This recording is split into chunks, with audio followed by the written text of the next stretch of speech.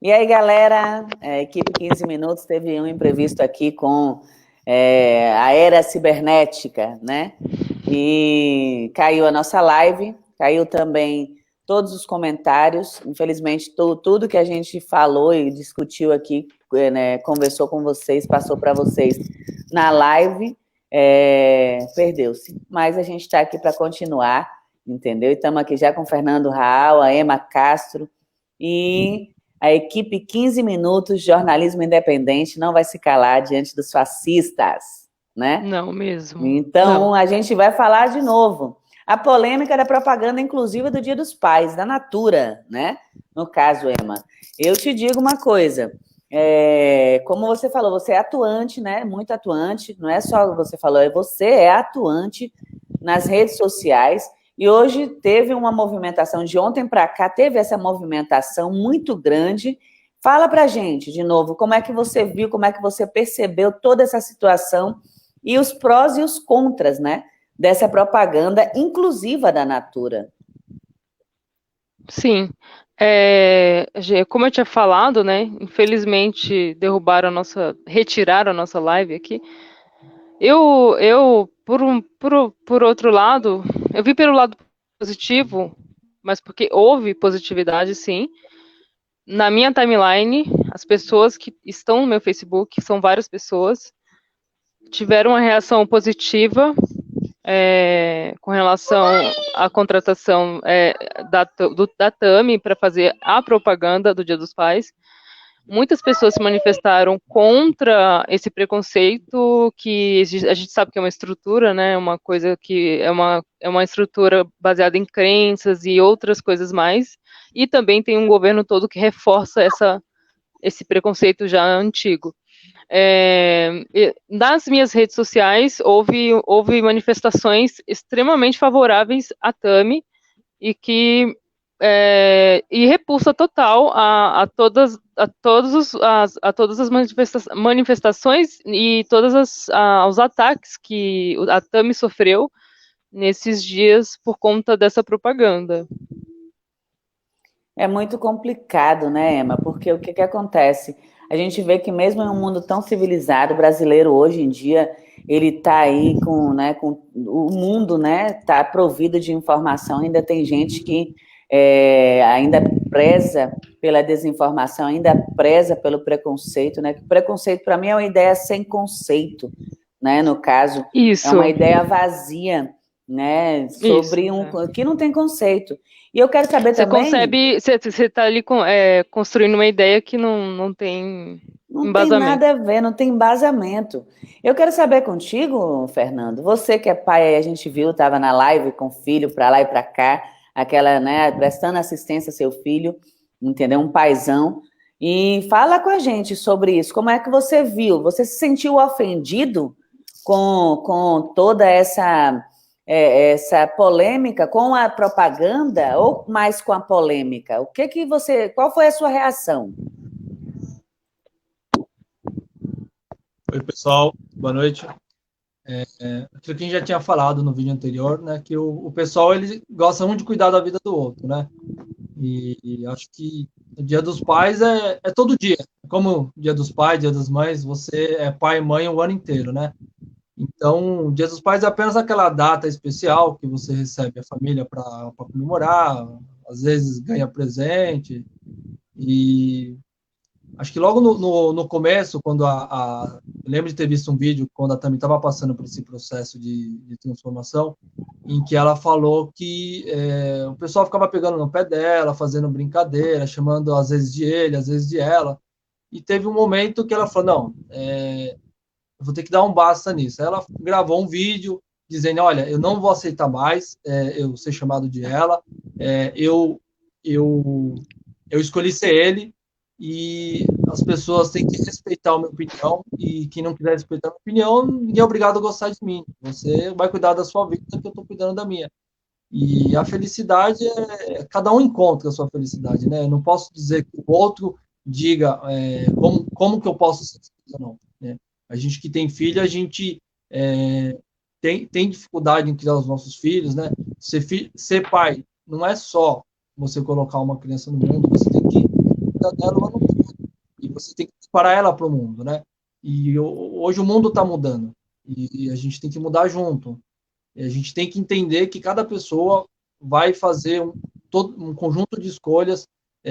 Nós mesmos, todo mundo faz escolhas o tempo todo, se com o produto A, com o produto B, se a gente almoça meio-dia, almoça uma hora. Então, assim, a Natura, ela escolheu fazer uma representação e ter escolhido a Tami no Dia dos Pais, homenageando o símbolo que representa por trás do pai. O pai é aquele A que cuida da criança. diversidade, né? Não É aquilo que eu necessariamente que estava ele falando seja quando a gente foi cortado, quando o homem, vídeo cortou. sua mãe que cuida, né? Então, acho que representa todo mundo, todos os pais. Quando o nosso vídeo, né, caiu, nossa live caiu, justamente, a gente estava falando justamente sobre isso. Existem mães, né, que são pais, avós que são pais, tios que são pais, madrinhas que são pais, irmãos que fazem o papel de pai. E quantos pais que a gente vê que aí maltratam seus filhos, não pagam pensão, não ajudam, não fazem nada e estão incomodados com essa situação, né? Não se sentem representados, talvez, e também, é claro, não fazem seu papel, né? No caso, eu penso que é uma polêmica desnecessária, porque, tipo assim, ela fez a opção dela, é uma opção de cada um, né? A opção sexual, cada um tem a sua opção política, cada um tem a sua, e a opção religiosa, cada um tem a sua. Só que vivemos em uma sociedade muito hipócrita, muito falso moralista, né? Porque é como eu disse lá na live, justamente, desde os primórdios, que todas as civilizações do mundo tiveram as mesmas coisas. Se você parar para ler a Bíblia, eu leio a Bíblia, já li muito e conheço, todas as civilizações que eu li tinham prostituta, ladrão, tinha trapaçante, tinha trapaceiro, tinha farsante, tinha corrupto, tinha todo tipo, tanto que prostituição, tinha homofobia, homossexualidade, tinha bigamia, trigamia, entendeu? Tanto que em várias histórias na Bíblia conta que Deus destruiu aquelas nações, aquelas civilizações, né, por causa desses defeitos, dessas coisas, né, do ser humano, já vem do ser humano, não é um problema de agora, e a gente tem que continuar enfrentando, entendeu? É da nossa natureza. É da nossa natureza, Emma.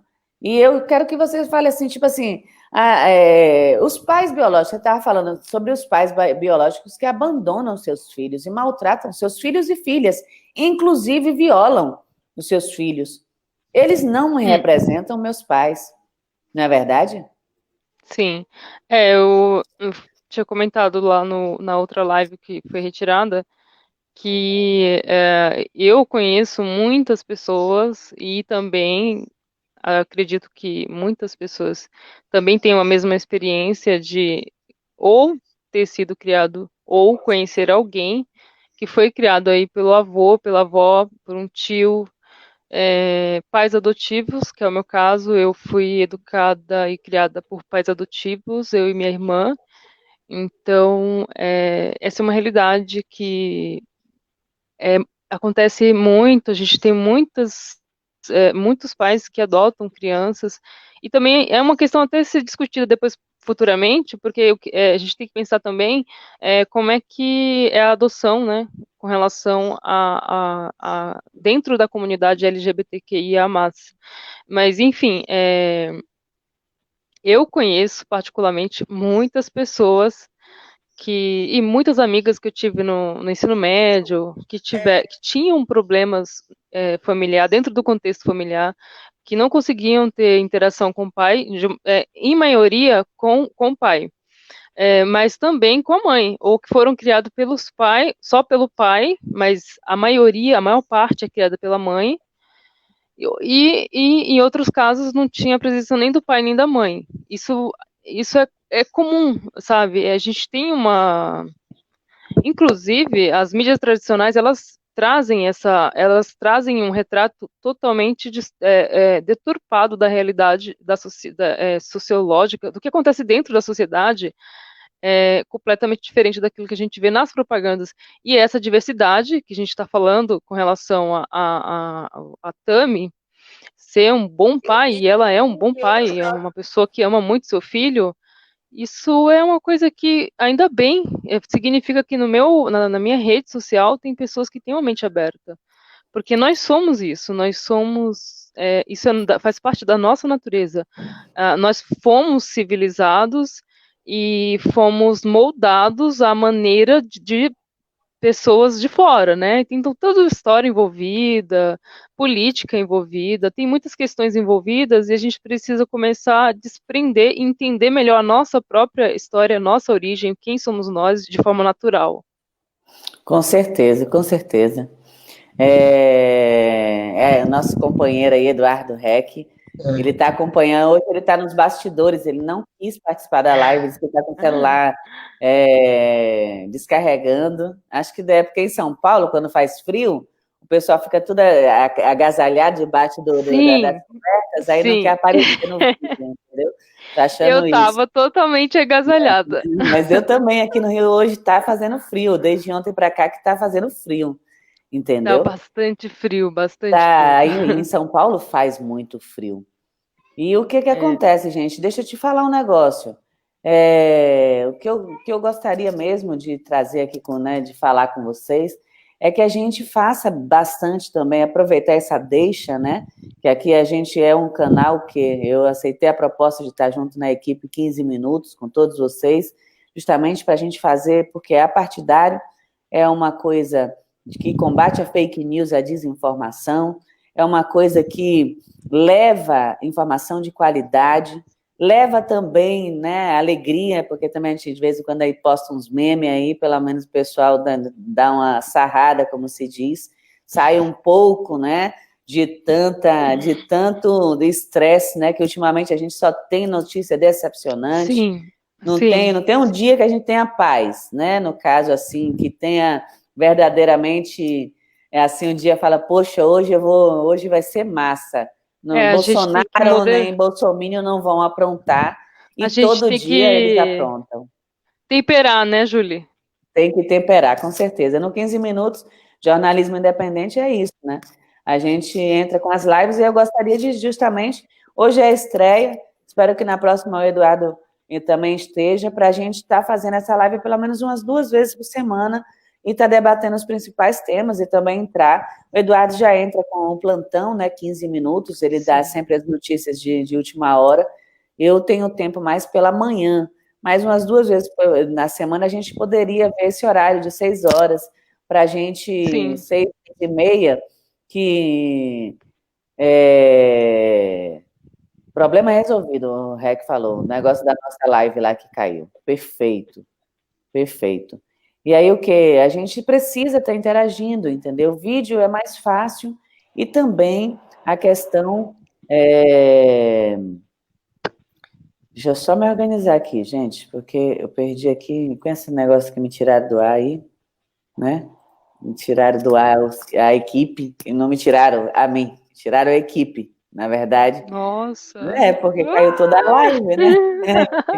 Mas a informação foi muito bem passada. Na outra live teve muitos comentários, entendeu? Agora a gente tem algumas pessoas, mas a informação foi passada. O Fernando não saiu muito bem o áudio, mas agora dessa vez falou. Ele falou da outra vez, ficou bom agora. Eu queria que ele repetisse aquela parte sobre que começou também com a história, toda essa homofobia, né? A história de Bolsonaro que ele comentou, que não saiu bem o áudio. Fala com a gente como foi o que o Bolsonaro, ele é, né? E os bolsonaristas, eles são homofóbicos, né, Fernando? É triste. Voltando aqui. Antes eu lembrei de o ano passado,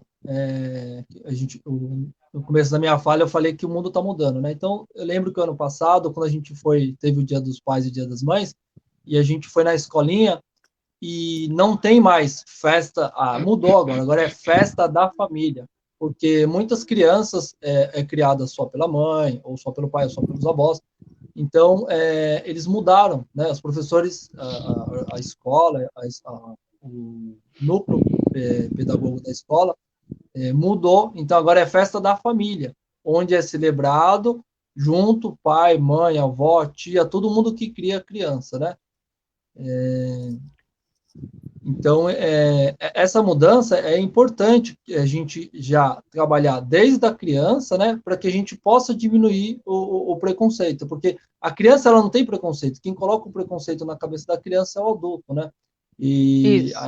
aí a criança vai crescer e ela vai, se ela está num ambiente em que ela não tenha esse ensinamento de que ela tem que respeitar a opinião da outra pessoa, ela vai se sentir no direito de colocar as escolhas dela como um padrão e querer que aquele padrão seja para o outro, né? Então, o seu direito acaba quando começa do outro, né? E o Bolsonaro, quando ele estava em campanha, eu tinha falado no último vídeo, ele se aproveitou bastante disso, né? Então, ele se aproximou de um grupo, né? O grupo evangélico e outros grupos, e ele se pegou algumas pautas para ele, vestiu aquela camisa, vestiu aquela bandeira, e ele falou, eu sou contra o aborto, né? E que não é uma... na live passada, você teve uma live que foi falado sobre aborto, não é uma questão fácil de discutir, não é uma questão só... você tem que envolver toda uma estrutura familiar, você tem os médicos, os especialistas, não é uma questão que o nosso governo possa tomar uma decisão apenas com base na opinião dos deputados, dos senadores, vereadores. Então, ele pegou algumas pautas, né, vestiu a camisa e todo mundo votou a favor dele, né? Mas ao mesmo tempo que os cristãos defendiam eles, a gente teve que ele sempre foi contra a vida, né? Então ele sempre se portou arma, fez sinal de arma, falou que tinha que morrer 30 mil pessoas no Brasil. Então o discurso não bate, né? Então ele, de um lado, quando convém, ele é a favor da vida, quando não convém, ele é a favor de bandido bom, bandido morto, né? Então é um ponto interessante para a gente tentar entender, porque na verdade esse grupo a gente não pode politizar, né? Então, assim, hoje é ele, mas quem que vai ser o candidato amanhã que vai vestir a camisa que ele vestiu, né? E vai continuar perseguindo e fazer com que a opinião de um grupo seja a opinião de todos, né? Então, a gente tem que aprender a respeitar a opinião do outro, porque a felicidade, cada um tem a sua felicidade, né? A felicidade está dentro de nós, né? E a partir do momento que você busca a sua felicidade, você acha a sua felicidade e você não esbarra na felicidade do outro, acho que você tem que ter todo o seu direito de seguir o seu caminho. Vocês não concordam? Com certeza, falou tudo em gênero, grau. Como não saiu aí, não saiu na outra live, Deus sempre sabe, eu digo que Deus sempre sabe de tudo que faz. E na outra live, esse recado, essa mensagem que ele, né, queria passar, né, Emma? A gente estava se esforçando para ouvir e agora saiu bem e alto para todo mundo. Não estou conseguindo enxergar. Mas a gente está vendo, a live está rolando legal. Tá. Vocês dois estão bem na fita aí. Agora eu vi. Deixa eu te falar um negócio. Ficou um ponto que você tocou que eu adorei. Hoje em dia, né, nas escolas não existe mais reunião dos pais, e sim da família. Até porque as famílias brasileiras, as famílias no mundo, elas são constituídas, né? Cada uma tem a sua constituição. De repente, é uma mãe, uma avó, um tio, uma prima que mora na mesma casa. Constitui-se uma família. Né? De repente, é um casal gay de homens, é um casal gay de mulheres. Sim. De repente, é um casal... até eu já vi famílias até de amigos, que os amigos assumem os filhos das amigas, né, com o pai, para ir nas reuniões de família da escola, entendeu? Porque o próprio pai biológico, infelizmente, não presta assistência a seus filhos, e estão aí de mimimi na internet, que não são representados pela Tami, né, e pela Natura. Aí é o que eu digo, Emma, toda hora de chegar, chegou a hora da gente bombardear o 15 minutos com memes. Você não compra nem... passa por mim com aquele perfume da Jequiti, meu irmão, e quer me dizer que não vai boicotar a Avon e Natura? É verdade. Não boicota nem a Avon. Entendeu? Não Ai, não. desmerecendo a Avon, que a Avon é uma ótima Não, marca e de virou cosméticos moda agora esse maravilhosa. negócio de boicotar, né? Boicotar. Aí tava Virou também moda agora. outro meme dizendo que um meme não, um comentário, eu até comentei, uma amiga minha no Face, que a esquerda tá boicotando a Ravan e a direita boicotando a Natura. Aí eu comentei como se importasse, né? Tanto assim. Tem gente, Não, eu mesmo nunca comprei uma coisa na Ravan, então já é boicotada da vida inteira. Nunca nem lá, não sou consumista.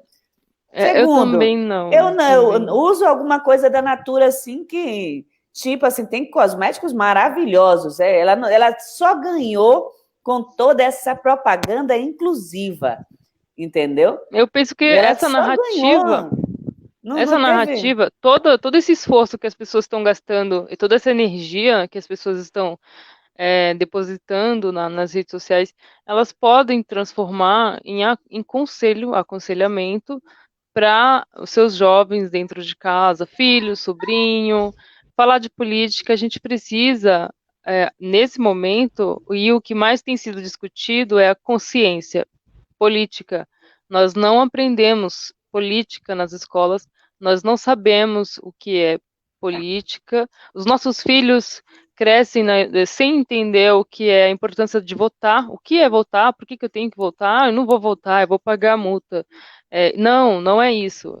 Toda essa energia pode ser direcionada para esse caminho, o caminho da informação, e assim o jovem cresce entendendo que é tão importante votar quanto fazer um RG. Porque é importante votar. Mas isso ele só vai entender quando ele souber o que significa o voto dele. E os nossos gestores, né, os últimos aí, eles não, lógico que não é de interesse deles que a população tenha conhecimento. Então, nós temos que fazer isso dentro do nosso contexto de familiar. É muito Então, importante isso, né? Fala, Fernanda, fala conosco.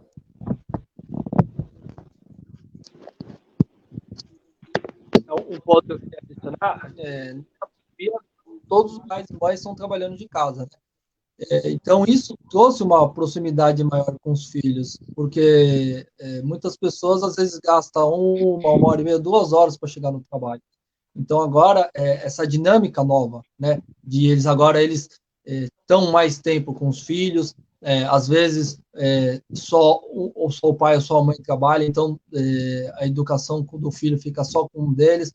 Agora não, agora tá os dois em casa, as tarefas são divididas, os horários têm que ser combinados para que tanto o pai quanto a mãe consigam fazer seu trabalho, e as crianças se adaptam rápido a isso, mas muitas vezes elas não tinham esse convívio, né? Então, via só a mãe ou só o pai, ou ficavam o dia inteiro na escola, metade do período. Então, acho que nesse ponto trouxe uma proximidade maior, né? E dos pais terem a oportunidade de crescer com os filhos. A gente trabalha 8 horas por dia, às vezes gasta 3 horas se deslocando e indo e volta. Então, a gente teria que rever, né, esse conceito também de 8 horas trabalhada. Eu tinha lido um artigo, acho que algumas semanas atrás, que muitas empresas que estão com a pandemia, muitas atividades que antes não eram consideradas apropriadas para fazer de casa, home office, foi devido força maior passada para home office, e muitas empresas gostaram do teste que foi feito e elas vão manter esse modelo, né?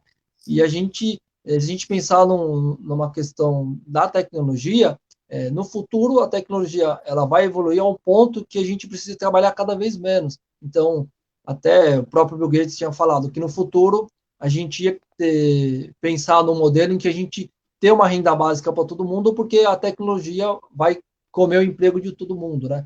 Então, você não vai precisar trabalhar 8 horas por dia, você vai precisar trabalhar bem menos. Então, é um ponto para a gente rever se vale a pena a gente trabalhar 8 horas por dia, vai cair para 6, vai cair para 4, como que a gente vai ajustar esse O balanceamento? rendimento, né? A gente não estava, na verdade, Fernando, preparado para toda essa problemática, né, da pandemia. Na verdade, a gente não foi orientado nem educado para passar por 120 dias de quarentena e de isolamento, de deserto do Saara, né? Na verdade, eu considerei principalmente aquele primeiro momento da quarentena, como o deserto do Saara. Eu moro num lugar muito tranquilo, por isso escolhi morar aqui, que é a roça da roça, entendeu? Assim, tipo assim, tem comércio, é bem legal, mas como é amplo, a beira de praia é amplo, então quase não tem aglomeração. Se você ficar o dia inteiro na rua ali, se passar 10 pessoas, passa muito. Tem aglomeração lá no centro comercial, que é uma rua do Atacadão, que é muito famosa, tem muito comércio. Mas também lá no início da pandemia, quando decretou a quarentena, ficou parecendo assim, uma terra de ninguém, assim, o dia que a terra parou, né? A gente não foi assim, impressionante. Tinha dias, já é muito silencioso aqui, se a gente não fizer barulho, né? No caso, ou moto, alguma coisa assim, não tem barulho. E teve dias que realmente não teve barulho nenhum, você escutava só assim o universo mesmo, e a gente não foi preparado para isso, e também não nos ensinaram a sobreviver sob pressão, a pressão que seria viver, né, num momento de pandemia, né, no caso. Os chineses, acho que esse pessoal lá, né, é os que eles lá, o que eu explico sempre, né, muita gente é muito desinformada, e eu explico. Na China, tem os maiores laboratórios, né? E onde até vem vírus, vacina, bactéria, onde produzem os tênis da Nike, das melhores marcas do mundo, porque a mão de obra é mais barata. Então, os americanos usam a China, a mão de obra e o território de lá para produzir, depois coloca a sua etiqueta, entendeu? Manda os moldes, é por isso também que tem os chineses são ninja, e copiam todas as coisas, né, e fazem a segunda linha. Por quê? Porque tem acesso a essa plataforma. O que acontece? Os laboratórios, o pessoal acusa a China de ter vindo a pandemia de lá para cá, né? No caso, o coronavírus veio. Não é isso. A questão do coronavírus, ela pode ter sido desenvolvido em laboratório, sim, eu acredito que tenha sim, e havido uma mutação em um daqueles animais, porque não é possível, e eles não estavam preparados para conter essa pandemia. Está vindo aí muitos rumores de outras pandemias, né?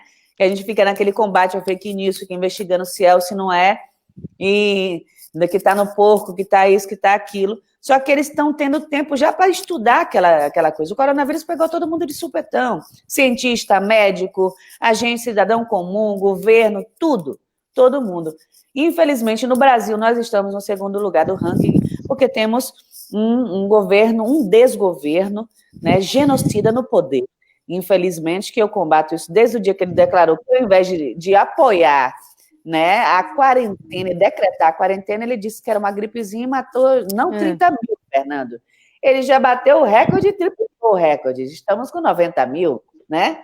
Então, já chegou nos 90? 90 mil mortos. Infelizmente. E fora a subnotificação, que é de 6 a 10 vezes, né, por cento.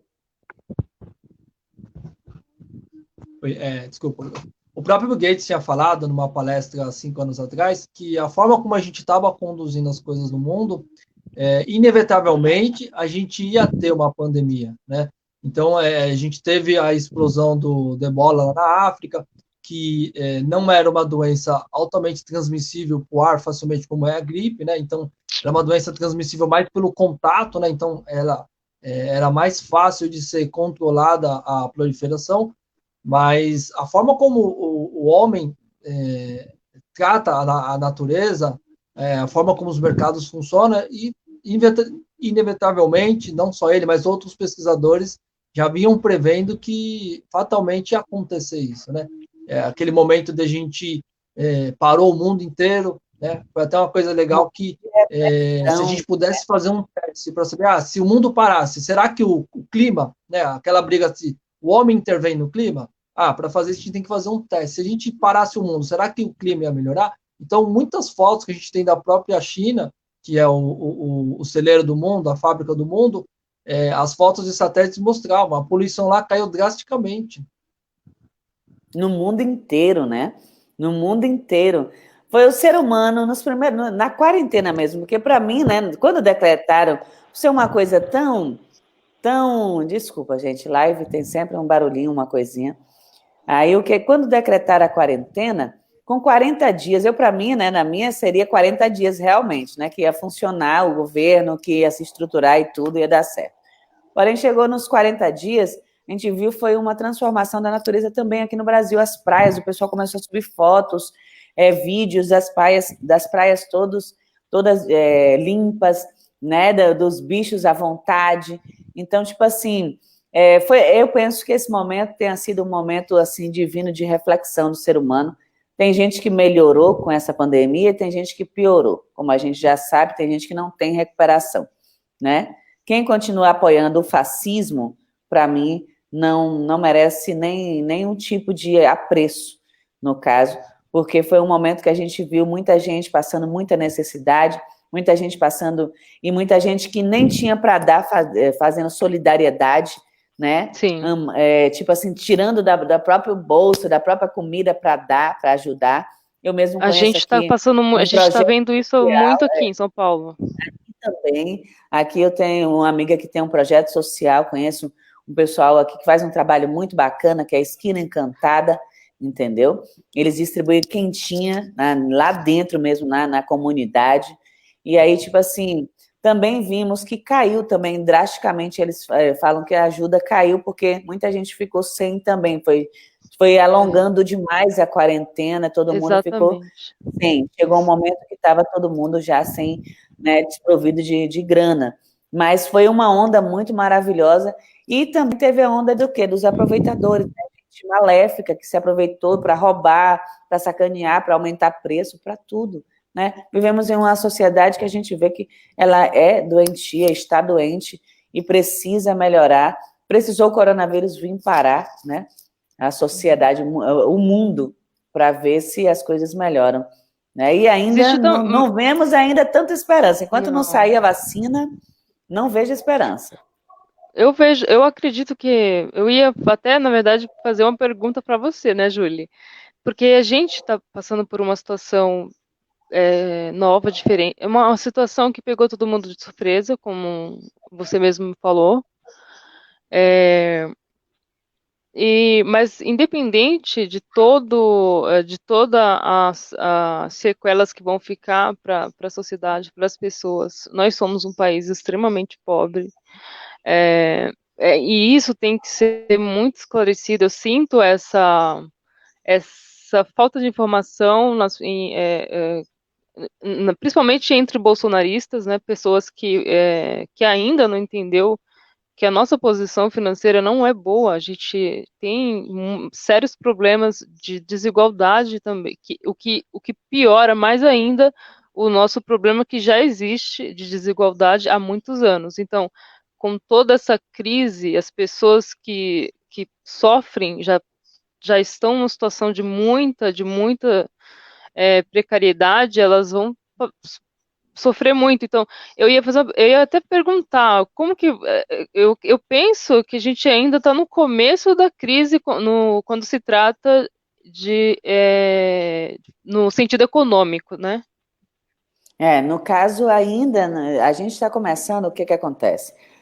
Eu penso que agora a gente está começando a melhorar, Emma.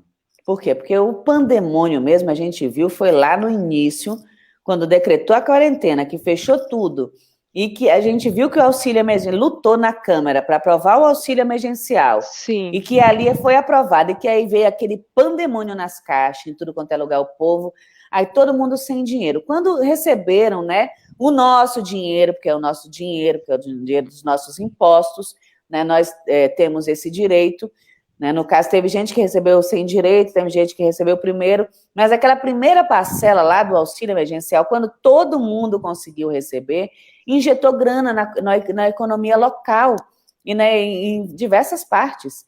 Então, a economia começou a se repreender desde lá. Agora, com a reabertura do comércio, tomando os cuidados, porque vai ter que reabrir. Um momento, ninguém vai poder ficar com tudo fechado. Ninguém, o mundo não aguenta. Tinha que ter sido usado a quarentena para estruturar as cidades, os aparatos municipais de saúde, estadual de saúde, para atender a demanda, no caso. Mas a retomada da economia teria que acontecer a qualquer momento.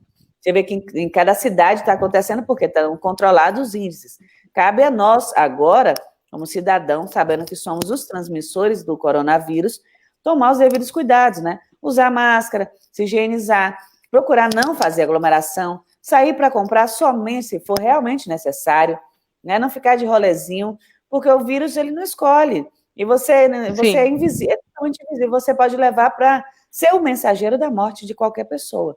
Mas a economia, ela vai ser reconstruída. Nós somos guerreiros. Não vai faltar gente querendo trabalhar, gente, na hora que tiver. Aí você vê que está cheio de gente querendo trabalhar nesse exato momento. Está cheio de gente. As empresas vão tomar empréstimo, vai sair, vão colocar toda a sua garra para reequilibrar a economia. Somos um país guerreiro. O mundo já nos assiste há muito tempo. O nosso grande problema é a falta de gestão pública. A gente precisa de uma gestão. Exatamente. A má gestão não é nem má, é falta total. Falta de gestão pública, né, federal. Os governos se arranjaram como puderam, as prefeituras, agora o governo federal, ele realmente deixou a desdenhar, é o que eu sempre digo. Eu sempre fui anti-Satanário, né, anti-Bolsonaro, desde o início, só que quando eu me revoltei muito mais com ele, naquele dia que ele disse que era uma gripezinha, não decretou a quarentena, ele zelou pela economia, pelos amiguinhos dele, das igrejas, né, que arrecadam muito, iriam perder, como perdeu a renda, além dos mega empresários que financiaram as suas campanhas, né? No caso, seus amigos. Então, ele tinha o poder nas mãos dele, ele era muito mal assessorado ali, ele tinha o poder de conquistar todas as pessoas fazendo o que era para fazer, como fez todos os líderes mundiais. Decretar a quarentena, vamos fazer assistência para todos, fiquem em casa que nós vamos salvar a vida de vocês. Aí a história dele tinha mudado, mas ele fez o contrário. Ele agiu a favor da economia e já temos 90 mil mortos. Dos bancos. E dos bancos. Só dos ricos, né? Você viu as passeatas para a morte, né? Passeata no carrão, pedindo para o pessoal ir trabalhar de busão. Não é brincadeira não, né? Fala sério, meu irmão. Entendeu? O dinheiro destinado para os bancos chegou bem rápido, né? Bem bastante, mas é assim, né? Vai fazer o quê, né? Quando o povo não sabe votar, quando o povo está confuso, Ema, quando não há um direcionamento, um esclarecimento, infelizmente, até a gente na vida da gente mesmo, né? Quando não tem um esclarecimento, faz merda, como se diz, né? Imagina quando o povo estava revoltado, houve um voto de protesto, mas também houve muita gente que caiu nos fake news, e essa é a nossa parte, a gente vai continuar fazendo aqui, a equipe 15 minutos, no combate às fake news, e vamos vencer mais uma vez. É como eu disse, 93 mil, Eduardo Rec acabou de atualizar aqui, 93 mil já temos, tá? 93 mil mortos. E, tipo assim, eu fiz uma estimativa aí, fora subnotificações, que vamos ter uma faixa de 500 mil mortos até dezembro, até o Natal, segundo os cientistas, né, os estudos técnicos, com as subnotificações de doenças respiratórias, mortes por doenças respiratórias, cardiorrespiratórias, né? É muito triste e espero que, tipo assim, que venham dias melhores, né? Já melhorou em alguns sentidos, mas a gente agora... também espera profundamente aqui em São Paulo. Profundamente mesmo. Aí em São Paulo, pelo menos, eu te digo que, pelo menos o Dória, chamaram até o Dória de comunista, né? Que não tem nada a ver com comunista. Dória Nossa, é totalmente elite, aquilo para né? mim, desculpa, mas não tem como não falar que... Não ri, não tem como não rir. Não dá para... Dória ser comunista é coisa de louco mesmo, mas ok, ele é elitista. Não, é que vai longe demais. O Dória, Bolsonaro você olha para ele, você vê, parece que você vê uma cédula assim, sabe? Não, você parece que você vê um boneco daqueles embalsamados, formados, preparados, né? Ele é uma representação brasileira do capitalismo. Exatamente, aí não tem nada a ver, então eu ria João, muito. não, o João Dória, comunista, gente, isso aí é o extremo da loucura. Pois é, mas bolsomínio, né? Vindo de bolsomínio, tudo é possível. Deixa eu te falar. Mas ele fez um bom trabalho no início da pandemia. Ele fez, o que eu digo. Por mais que as pessoas tenham raiva, porque eu falo sobre isso, as pessoas têm raiva, mas ele fez sim. Ele fez um ótimo trabalho. Claro que foi uma coisa política, ele fez para se mostrar que ele tinha capacidade de fazer. Ele coordenou direitinho. Eu reitero sempre, ele é pretensioso, sim. Ele trabalhou certo e evitou muitas mortes, evitou milhares de mortes em São Paulo com as medidas. As pessoas ficaram concentradas no Bolsonaro as pessoas ficaram concentradas no Dória, querer se reeleger para a presidência. Nós que entendemos toda esse mecanismo da política, a gente sabe que o Dória é extremamente pretensioso, mas ele trabalhou, sim. Não, ele trabalhou, fez a coisa certa. Agora, importante que a gente tem que lembrar que em dezembro a gente teve o problema em Wuhan, então a China foi lá e isolou a cidade por um completo, né? E a gente teve tempo de se preparar. Então, janeiro, fevereiro, a gente viu isso acontecer na Europa, a gente teve a opção de parar o carnaval, né? Sim, era uma decisão muito difícil, mas a gente não tomou nenhuma ação. Então o pessoal veio para o carnaval, a gente não fez testagem em ninguém no aeroporto, e a gente, depois de ter feito o carnaval, a gente deveria ter decretado no mínimo o isolamento completo naquele momento. Se tivesse ficado 40 dias parado depois do carnaval, a gente ia ter uma taxa de infectado muito bom. E até irônico, assim, o Bolsonaro vinha fazendo um governo horrível, e ele perdeu a maior oportunidade da vida dele de fazer uma boa gestão. Fazer uma boa gestão. Até Dória conseguiu, gente. Até Dória conseguiu. Entendeu? É o que eu digo. Até Dória, sendo extremamente capitalista, até Dória, sendo a face do capitalismo, conseguiu salvar vidas. Pretensioso. Prezar por vidas. Bolsonaro é muito mal assessorado.